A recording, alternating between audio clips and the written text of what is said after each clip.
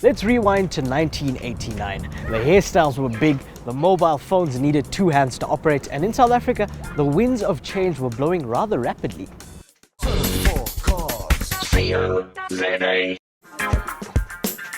On the motoring front, carbon emissions were not that big a worry, and as far as automakers were concerned, more was more, in stark contrast to the rampant downsizing that has taken place in recent times. And so it was that Mercedes-Benz released their swan song for the R107 SL Series in the form of this 560 derivative. It was a last blast before the model of the 1990s would take the torch with its sleeker styling, modern amenities, and greater emphasis on efficiency. Now it's time to turn back the calendar by 25 years.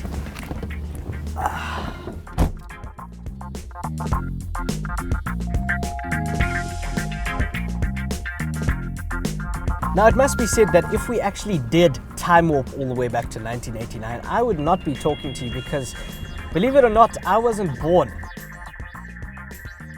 Yes, this car is older than me, but it does have less mileage than I do on my bodily odometer. Right now she's sitting on 41,000 miles, which is around 60,000 kilometers, and that's nothing for a classic Mercedes-Benz.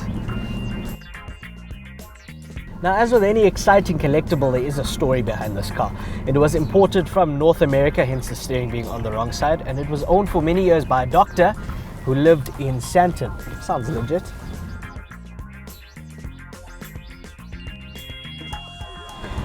The driving experience is just special. It's unlike any other machine I've had the privilege of piloting over the years.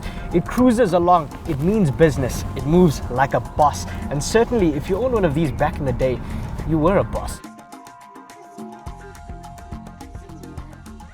As for performance, it was quick, and it still is even by today's standards.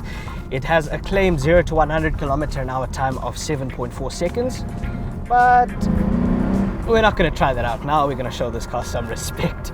Power from this 5.6 litre engine is rated at 169 kilowatts and 390 newton meters of torque. Ample.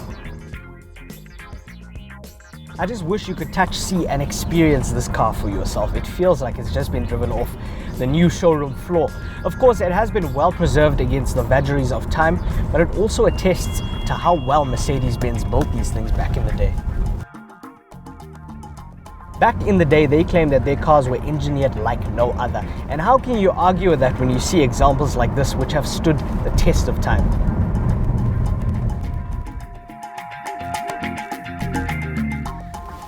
As with any flagship Benz, the list of features is expensive, and at the time, the stuff in here was cutting edge. You had an airbag, cruise control, climate control, electric windows, and when was the last time you saw switches that clicked so satisfyingly?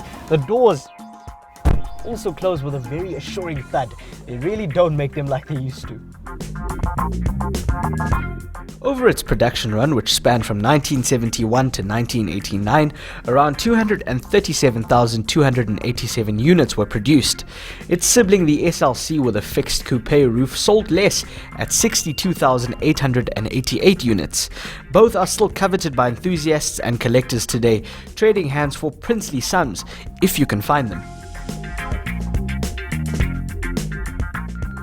R107 Series SL is undoubtedly a veritable motoring icon, with its grace, elegance, and status as one of the ultimate prestige cars of its day.